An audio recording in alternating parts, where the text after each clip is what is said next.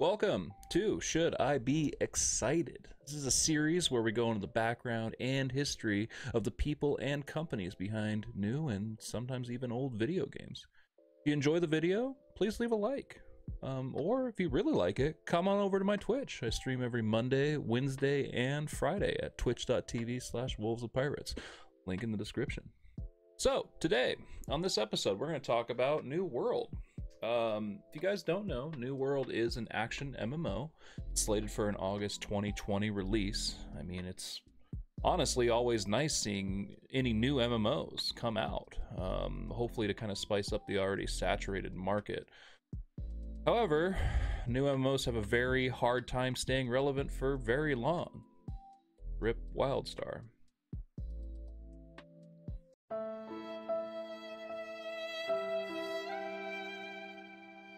Well, does New World have what it takes to break the mold and be something new and amazing?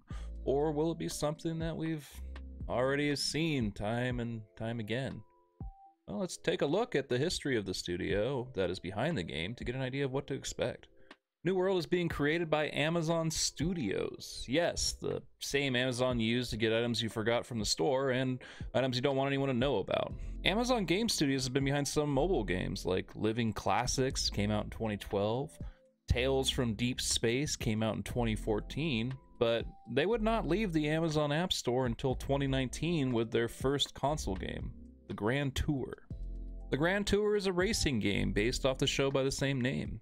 Show was generally well received. The game was not. Game scored a 52 on Metacritic and was only available to console players. The Grand Tour, being a racing game, had to compete with juggernauts like Forza Horizon 4 and Gran Turismo Sport. Both those games received very positive ratings and, well, are the go-tos for racing games for console players. That loss did not slow down the studio, however. Next up, their second game, called Crucible. Crucible was released in May of 2020 and arguably Amazon Game Studios' first major standalone title. Crucible, a team-based action shooter with PvE elements, came out to pretty poor reviews and currently has 216 people playing and an all-time high peak player count of 10,600. Still though, there are a lot of positive comments about Crucible. Generally hailed for being innovative and having a good design, it just was not enough. In a world dominated by giant hero shooters and MOBAs, I can see why this game did not take off. Enough of that though, let's talk more about Amazon Game Studios, starting with their vice president and some other people they acquired in 2014. 2014 being the year when Amazon really kind of dove headfirst into getting serious about a game studio. The vice president of Amazon Game Studio is Christoph Hartmann. Christoph is the former president of Take-Two Interactive and the founder of 2K Games, so that is nice.